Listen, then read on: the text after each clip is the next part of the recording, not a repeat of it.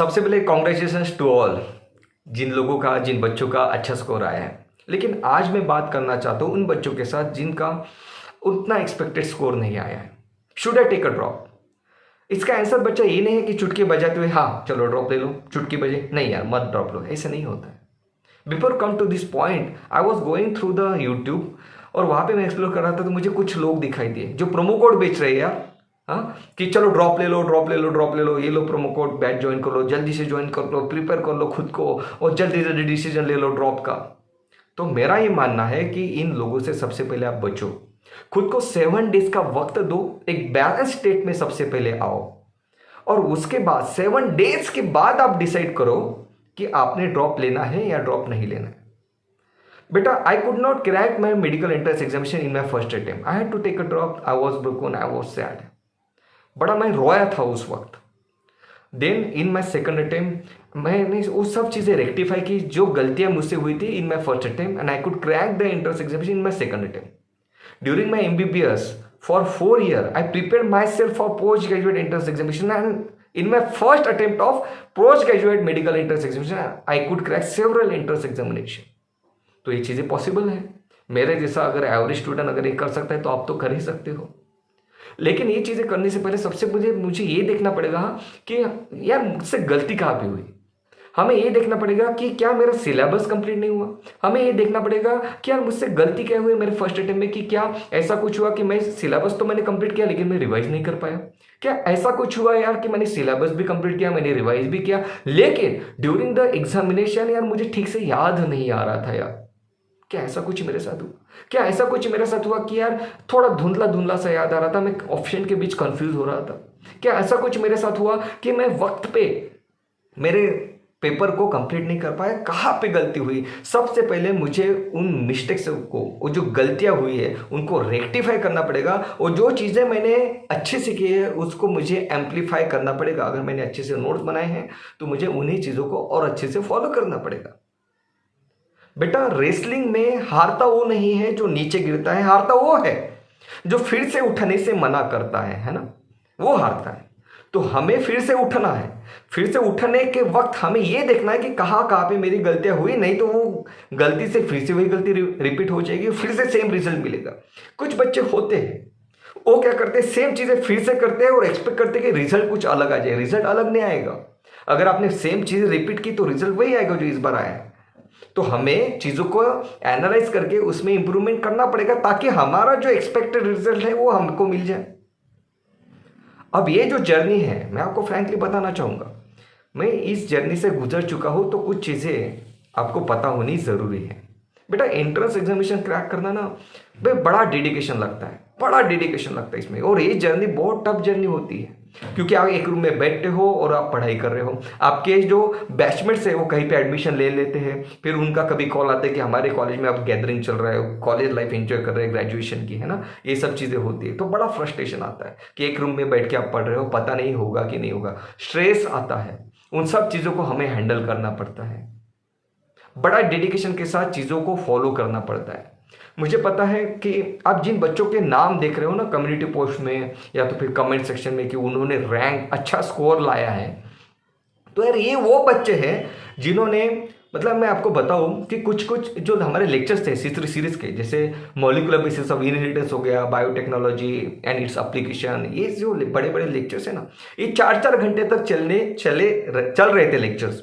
और ये बच्चे 6 बजे लेक्चर को ज्वाइन करते तो 10 बजे तक कंटिन्यू, जब तक लेक्चर एंड होता तब तक इन्होंने लेक्चर को फॉलो किया, कंसंट्रेशन के साथ अपने कंसेप्ट क्लियर किए, राइट। और उसके बाद जो टेस्ट हुई उसमें भी इन टेस्ट में वो अपीयर हुए कंसिस्टेंटली, रिपीटेडली, परसिस्टेंटली।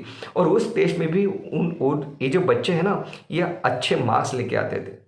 मुझे व्हाट्सएप करके पूछते थे, सर ये समझ में नहीं आ रहा है, ये सब फिर से समझाओ। सर ये समझ में तो आ रहा है लेकिन इसके बारे में कोई और के ट्रिक बता दो ताकि ये चीज़ याद रहे। जब आप इतने डेडिकेशन के साथ पढ़ते हो, राइट, इतने डेडिकेशन के साथ पढ़ते हो, जैसे हमने एंटीबायोटिक रेजिस्टेंस का कंसेप्ट पढ़ा था, है ना, एंटीबायोटिक रेजिस्टेंस। जब आप इतने डेडिकेशन के साथ पढ़ रहे हो तो फिर यार एग्जामिन में कोई भी क्वेश्चन पूछ ले, एमपीसीएल रेजिस्टेंस के ऊपर क्वेश्चन आ गया था, वो तो क्वेश्चन तो बनेगा ही बनेगा यार, उसमें कोई अदर पॉसिबिलिटी नहीं है, वो बनेगा क्योंकि इतने डेडिकेशन के साथ आपने पढ़ा है। है ना। तो कई सारे बच्चों को ना ये सरप्राइजिंग भी लगता होगा कि इनके रैंक आ गए। मेरे लिए सरप्राइज नहीं है, क्योंकि मुझे पता है कि आप अगर इतने डेडिकेशन के साथ, परसिस्टेंस के साथ पढ़ते हो तो डेफिनेटली आपका रैंक आना ही आना है। रात के 10 बजे, 11 बजे, 12 बजे, 1 बजे बच्चों के डाउट आ रहे थे कि सर ये समझ में नहीं आ रहा, मैं ये पढ़ रहा हूँ, अभी का अभी बताओ कि ये मुझे समझ में नहीं, इस लाइन का मतलब बताओ। And I used to reply to most of them. तो ये डेडिकेशन होता है बच्चा, ये डेडिकेशन होता है कि मुझे कंप्लीट आना चाहिए। ये होती है जिद। ये जिद ही है ना, जो आपको आपका रिजल्ट लाके देती है। ये जिद हमें हमारे अंदर लानी पड़ेगी, उतनी मेहनत हमें करनी पड़ेगी। मुझे रात को जगना पड़ेगा, मुझे सुबह जल्दी उठाना पड़ेगा, मैं टीवी नहीं देख सकता, मैं वेब सीरीज को नहीं देख सकता, मैं अपने दोस्तों के साथ घंटे घंटे बातें नहीं कर सकता। मेरा फोकस रहेगा, मेरा एम रहेगा, मेरी इच्छा। मेरे किसी रिलेटिव की शादी है, मैं नहीं जाऊंगा। बाहर बारिश हो रही है, मैं नहीं जाऊंगा। मुझे कोई फर्क ही नहीं पड़ता, मुझे किसी चीज से कोई फर्क ही नहीं पड़ता। मुझे सिर्फ इस चीज से फर्क पड़ता है कि मुझे मेरे सामने जो कंसेप्ट है, क्या वो मुझे कंसेप्ट कंप्लीटली 100% समझ में आया है? क्या उस कंसेप्ट के ऊपर कोई भी क्वेश्चन अगर आ जाए तो क्या मैं उसे अटेम्प्ट कर जाऊंगा? मुझे सिर्फ इस चीज से फर्क पड़ता है, बाकी मुझे किसी चीज से फर्क ही नहीं पड़ता। अगर ये एटीट्यूड आप अपने अंदर ला सकते हो तो बेटा ड्रॉप लेने का डिसीजन लो, then you should take a drop.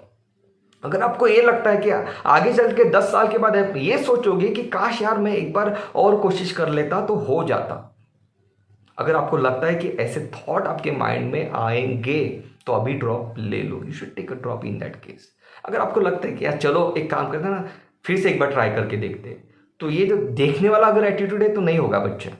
देखने वाला एटीट्यूड चलता ही नहीं है, क्योंकि कंपटीशन इतनी टफ है कि बाकी बच्चे जो अपना पूरे लाइफ उस पर ऊपर लगा रहे हैं, है ना, मतलब खुद को सौंप दे रहे हैं अपने टारगेट के लिए, तो बच्चे ये कैजुअल एटीट्यूड वालों को आगे नहीं जाने देते। अगर आप उस कैटेगरी में से हो कि जिसको अभी भी लगता है कि 30 दिन में नीट क्रैक की जा सकती है, नहीं होता, मत ड्रॉप लो। अगर उस कैटेगरी में से हो, नहीं होते बेटा।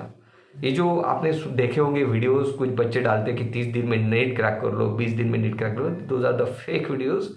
ऐसे नहीं होता है। एक साल बच्चे मेहनत करते हैं, 30 दिन में सिर्फ रिवाइज करते हैं, इसलिए उनका हो जाता है।